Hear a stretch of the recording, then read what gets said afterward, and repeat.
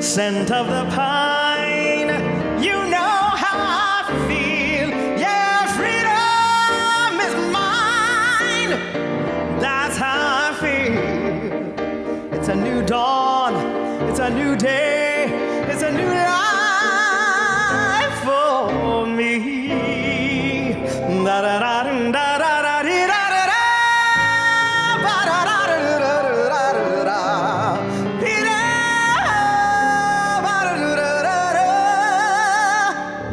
And I'm feeling good.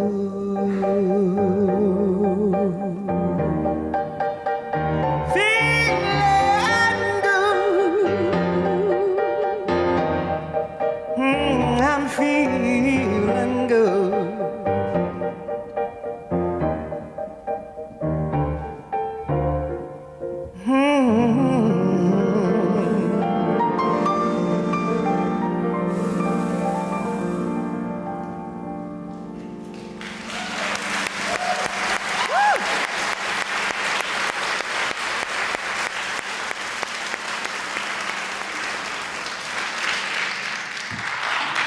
Thank you, Miss Jazz Queen.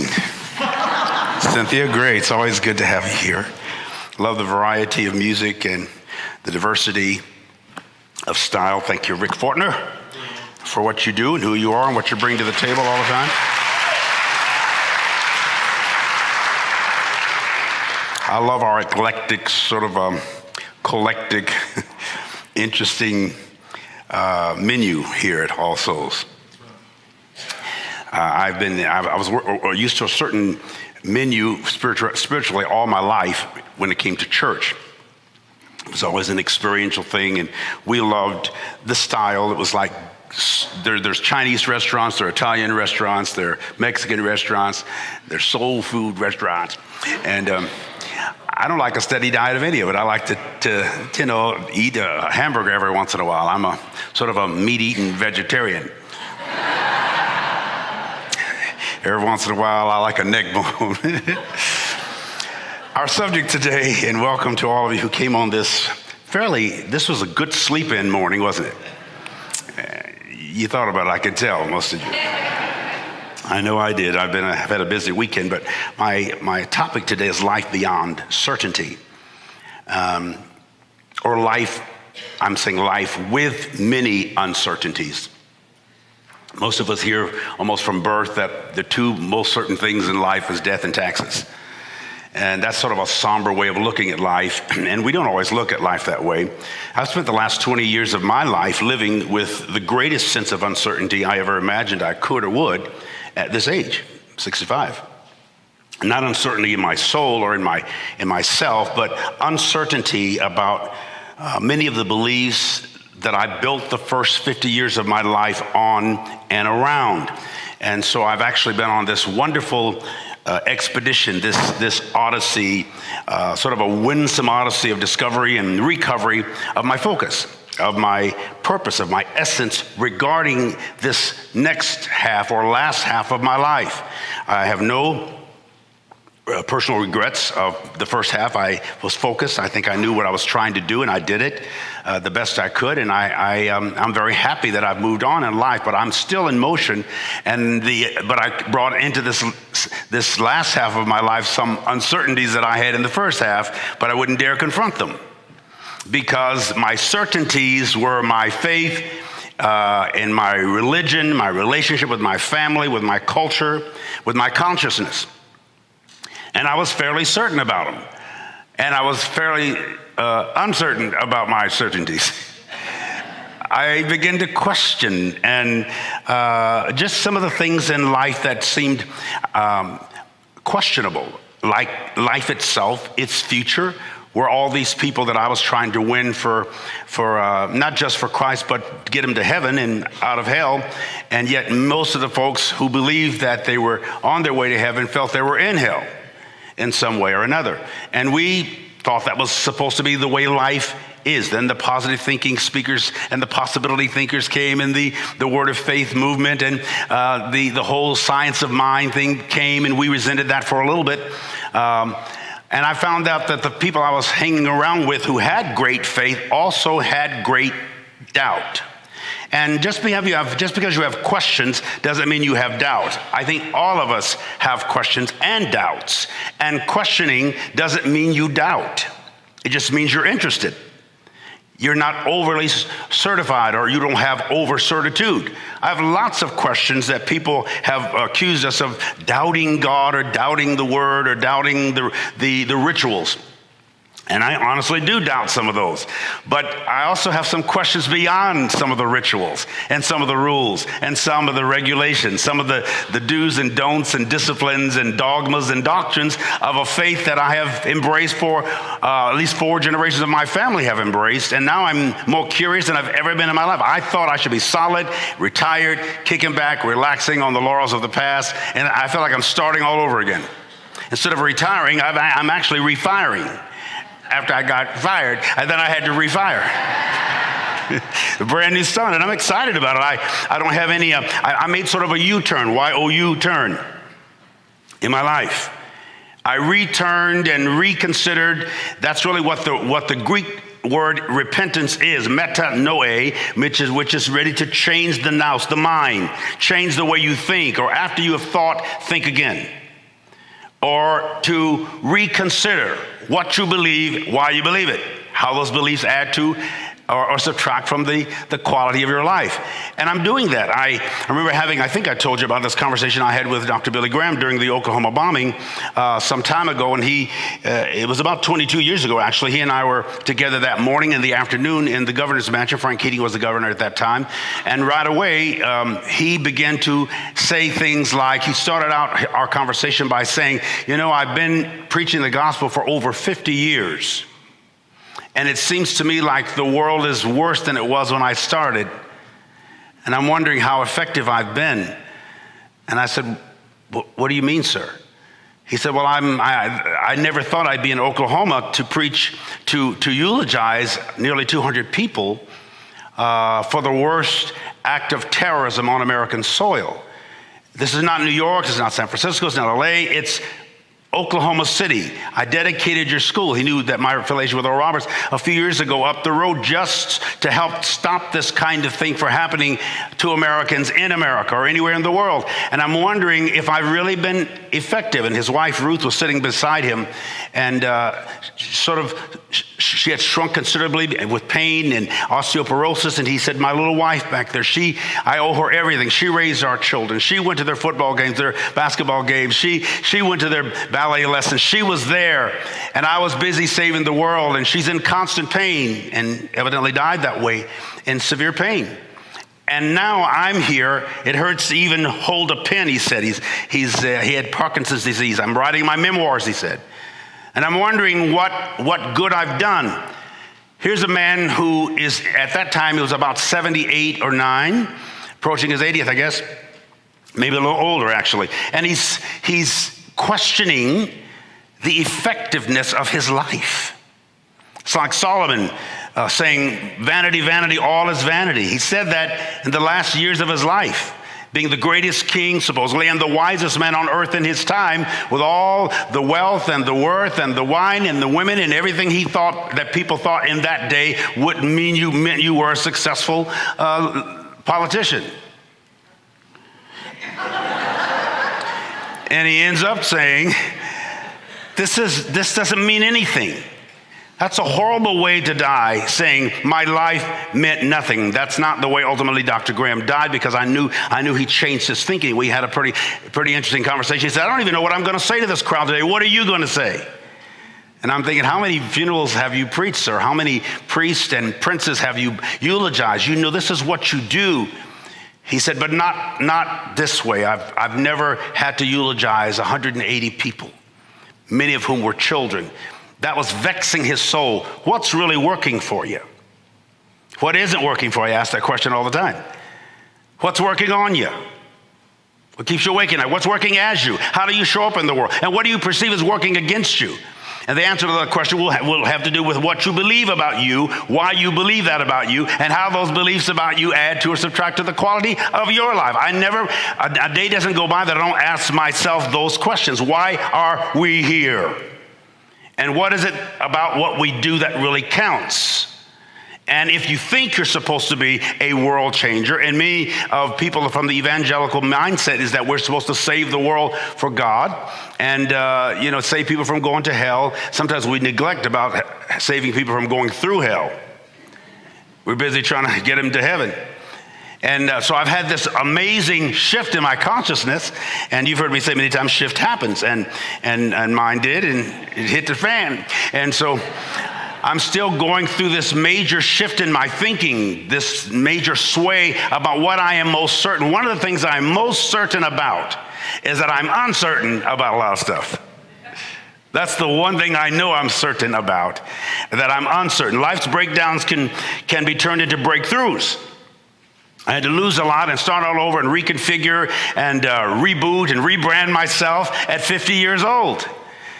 I had a wife and children, and my church and my ministry was kind of peaking, and our effectual preaching around the world. We were popular. People loved what we were doing. We were creating traffic jams every Sunday morning. But in my soul, I was still uncertain about what all of that meant and what it would or where it would lead to. It wasn't impacting the planet in a way that I thought my brand of faith should.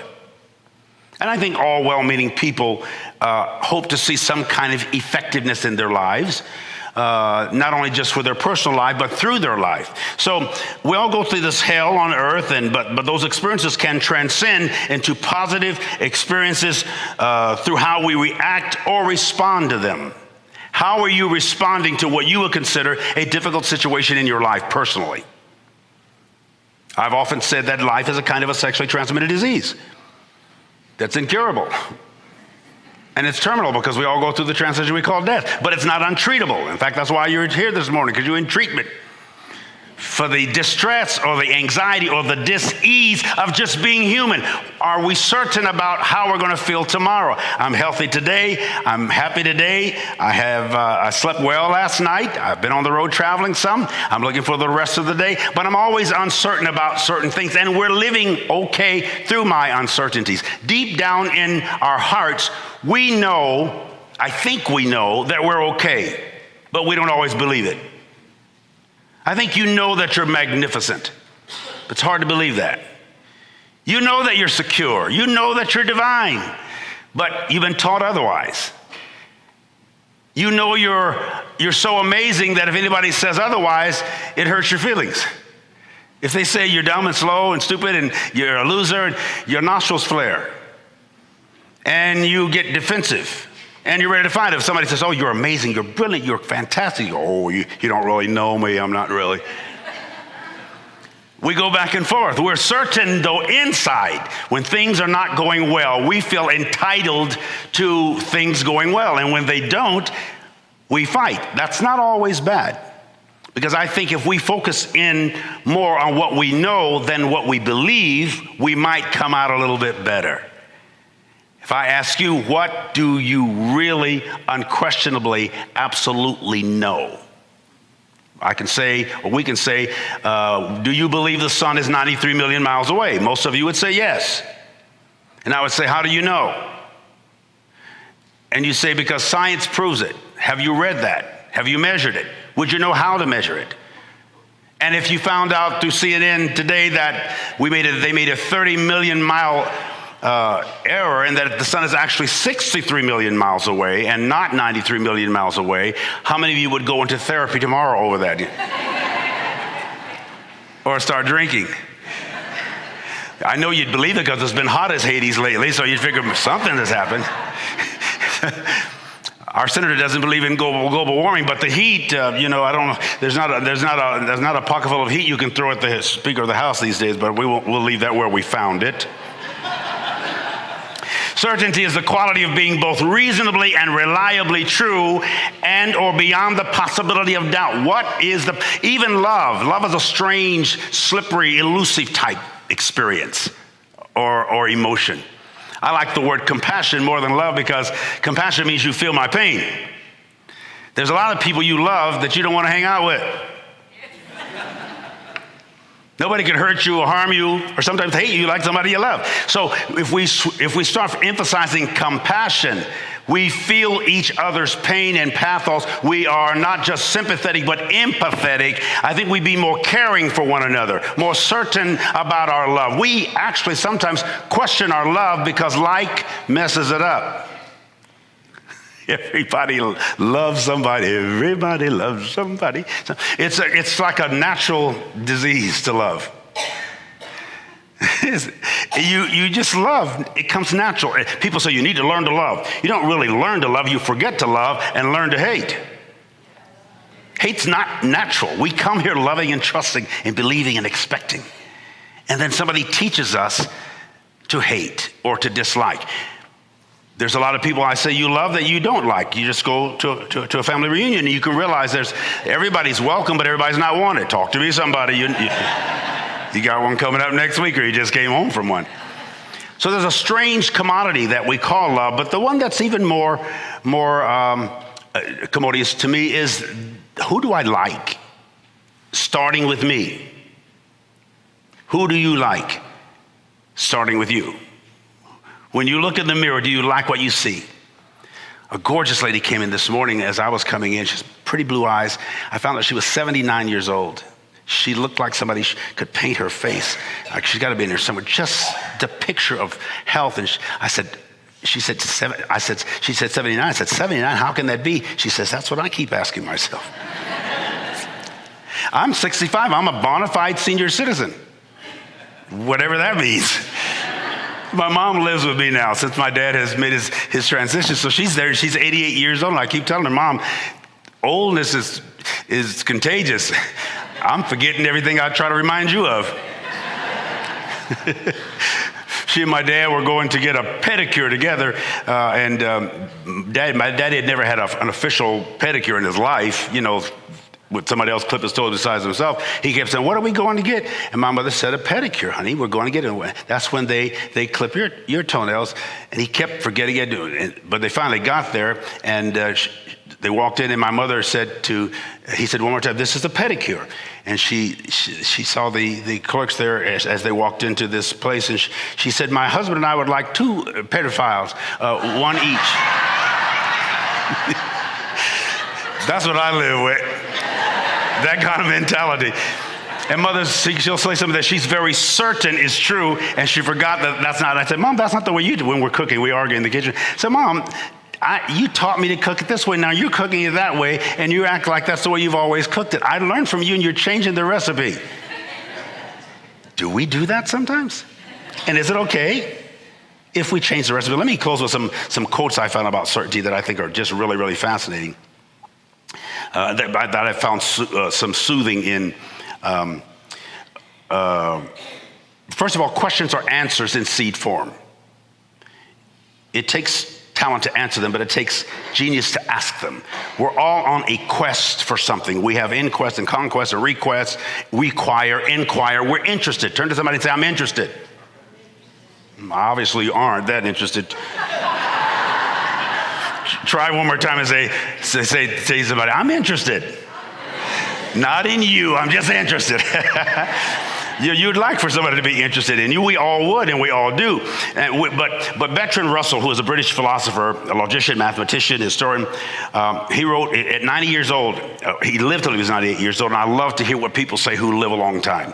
He said, to teach how to live without certainty and yet without being paralyzed by hesitation is perhaps the chief thing that philosophy in our age can do for those who study it. Here's a man, 98 years old, into logistics. He's a brilliant genius. He says to teach how to live without certainty and yet without being paralyzed by hesitation or trepidation or timidity. I added those words. Is perhaps the chief thing that philosophy in our age can do for those who study. Voltaire, 17th century French Enlightenment writer. He says, those who can make you believe absurdities can make you commit atrocities. Wow. When you're certain about absurdities, think of the absurdities in our culture or in our faith or in our religions and our postures are really absurdities. And when we believe them, we commit atrocities. That's my whole shifting and the whole idea about hell, which I believe so and preach it so fervently with all my life. I believed in those absurdities, and I agreed with certain atrocities that were happening on the planet with the outsiders. First beginning with God, who doesn't like certain people and will send them to hell eternally. Forever weeping, wailing, and gnashing of teeth. That's the main thing I wrestled with as a quote-unquote Christian fundamentalist Pentecostal preacher, evangelist, prophet, evangelist, a bishop, all that stuff. Now they call me a son of a bishop, but because I've changed my thinking on some of that. And finally, I often talk for the American writer, futurist businessman. Nobody knows the future with certainty. We can, however, identify ongoing patterns of change. Do you? There are ongoing patterns of change. And I'm recognizing in our country and in our culture, things that we felt very certain about, from law enforcement to medicine to politics to the leaders of our culture and of our country. The youth generation, the younger generation, has never seen such public misbehavior among people that were taught to trust, being with school teachers, or coaches, or judges, or police officers, law enforcement agents, or parents. Some children see horrendous behavior in their home, and they never want to even get married because of what they see, the fractured relationships that we have with each other, or the anger that parents have with their children, hang out with somebody from another church or another denomination or from another race or another culture. The kids are getting totally disoriented, so they spend their time in the cloud. In the iCloud, because they think we're so clouded in our vision and in our vice and in our virtues. They spend their time. I often say my Apple machine has a bite out of it. The tree of the knowledge of good and evil right there in my hands. I don't know if that's what Steve Jobs had in hand, but conscience means with knowledge, conscientia in Latin. Science means knowing. It comes from a Latin word that means to know. So when you're conscious, you're aware. Ignorance doesn't mean not to know as much as not to notice, or not to make note of, or not to notate. Ignorance means that you're ignoring a reality. I spent 50 years of my life ignoring something I knew in my soul and in my cells was inaccurate. First about myself, then about all other human beings, and about what I perceive to be God or good. I wrestled with it. Now I'm at the place where I don't care who doesn't agree with me. And obviously you don't either. That's why you're here. So we're going to be you. We let the arguments take place. We're solid in certain things, but we're also curious about others, and we should always remain curious. Who you are not is not interesting. Only who you are is. Who you really are is fascinating. I salute, I respect. I even suspect that you're a lot greater than you believe. And yet deep in your heart, you know you're fantastic. Let's close with you saying to the person next to you, you are amazing. And while we're on the subject, so am I. Go ahead and tell them just what you feel. We're all good. We're all gods. We're all divine. We're all divinities. We're all sharing our divinity and bridging our divinity to our humanity, and that makes us love way beyond belief. I love you. God bless and be you.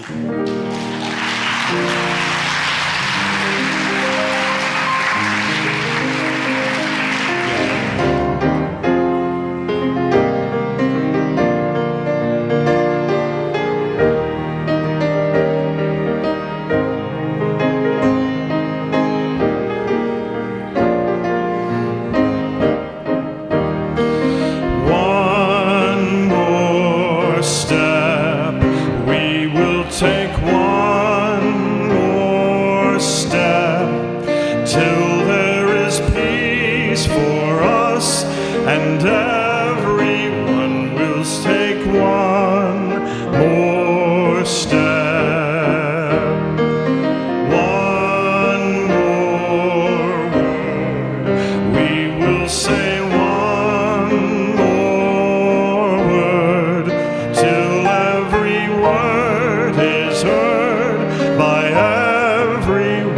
will say one more word. One more prayer. We will say one more prayer till every prayer is shared by everyone. We'll say one more prayer, one more song. We will sing one more song till every song is sung by everyone. We'll sing one more song. Hey, we're so happy you're visiting with us online today. We love connecting with people all across the country and around the world, sharing our powerful message of love beyond belief. There's something new happening here. You can now join All Souls as a virtual member. Our virtual membership is designed for friends who live outside of Tulsa, Oklahoma, and who want to engage with All Souls in a meaningful way. You can be part of an expanding family, a global family really, wherever you are. If you live in Oklahoma, Ohio, or Orange County, California, Canada, or Cameroon. By becoming a virtual member, you'll be able to deepen your connections with members and friends here in Tulsa and with members wherever you are. Each week, you'll receive special All Souls content tailored for you, our virtual members. Virtual members have access to pastoral care, to personal prayers, and also receive invitations to exclusive web events. You can learn more, and if you're ready, you can become a virtual member today by visiting allsoulschurch.org/virtual membership. We're grateful our ministries are having a positive impact on your life, and we want to share the good news of love beyond belief with more and more people. So no matter what, we need your support to keep this ministry growing and thriving, so please consider making a gift today. You can do so by texting LOVEBB for Love Beyond Belief to 73256 or simply visit our website. You are a blessing in our lives. May you be blessed. and be a blessing.